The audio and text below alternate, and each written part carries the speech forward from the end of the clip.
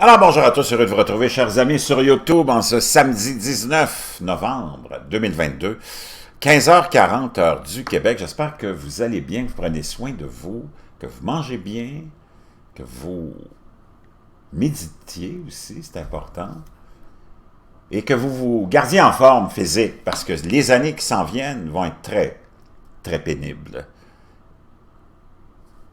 Je reviens sur une histoire atroce qui est rapportée par Strange Sound, qui n'est pas une histoire nouvelle, mais dont je ne connaissais pas l'existence, peut-être que vous non plus, et qui est complètement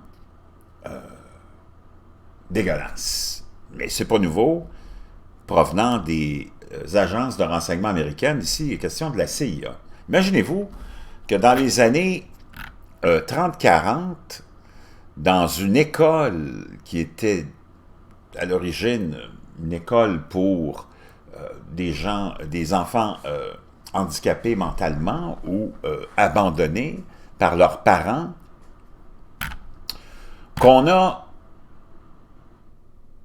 opéré des expériences sur ces enfants-là et qu'on les a nourris. Pourquoi la CIA, le titre de l'article, a-t-elle nourri les enfants avec des céréales radioactives? On voit une photo de ces enfants-là. Lorsque Fred Boyce et des dizaines d'autres garçons ont rejoint le Science Club de la Fernald State School en 1949, il s'agissait davantage plus que de science. Il s'agissait davantage que de science. Les membres du club ont obtenu des billets pour des matchs des Red Sox de Boston, des voyages hors du terrain de l'école, des cadeaux comme des montres Mickey Mouse et de nombreux petits déjeuners gratuits. Mais Fernand n'était pas une école ordinaire. Et les petits déjeuners gratuits du Science Club n'étaient pas un bol de céréales ordinaire non plus. Les garçons étaient nourris avec des flocons d'avoine Quaker additionnés de traceurs radioactifs. Donc cette école-là, à l'origine appelée l'école du Massachusetts pour les faibles d'esprit, abritait des enfants handicapés mentaux ainsi que ceux qui avaient été abandonnés par leurs parents. Les conditions à l'école étaient souvent brutales.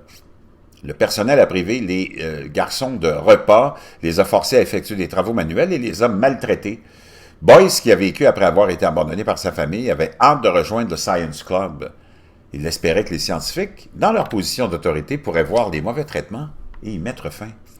Nous ne savions rien à l'époque, a déclaré Boyce, un enfant qui était là en 1949. À propos des expériences, nous pensions juste que nous étions spéciaux. Apprendre la vérité sur le club a été ressenti comme une profonde trahison. Tu peux trouver en relation à ça un livre aussi incontournable sur l'expérimentation médicale top secrète du gouvernement américain contre des citoyens américains, pour la plupart involontaires et ignorants pendant la guerre froide. Ça s'appelle The Plutonium Files.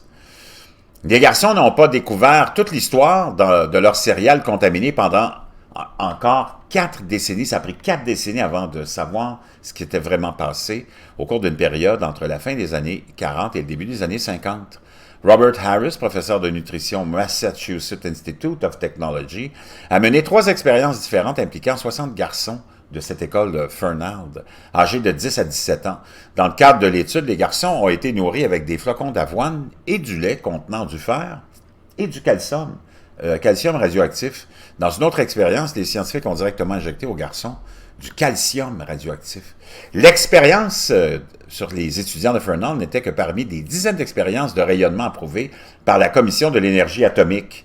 Entre 1945 et 1962, plus de 210 000 civils et GI ont été exposés aux radiations, souvent sans le savoir, ce qui semble impensable là, maintenant, à l'heure actuelle, des comités d'éthique et du consentement éclairé était la procédure standard à l'aube de l'ère atomique. John Lantos, pédiatre à la faculté de médecine de l'Université du Missouri, Kansas City, et expert en éthique médicale, a déclaré que les expériences étaient révélatrices de l'état d'esprit américain d'après-guerre. Donc, je vous laisserai ça, c'est horrible, allez lire ça. La suite de ça, après ça, ça s'est retrouvé devant, naturellement, le Congrès américain. Le gouvernement américain, c'est Bill Clinton qui était président, s'est excusé. On a eu une entente, on a versé à peu près 1,8 million de dollars en janvier 1998.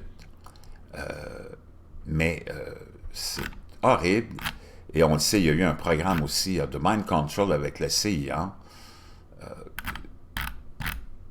Vraiment étrange, tous ces comportements de ces agences de renseignement.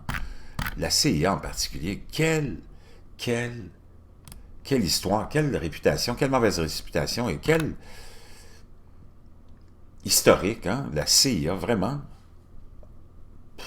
On pourrait en dire beaucoup là-dessus.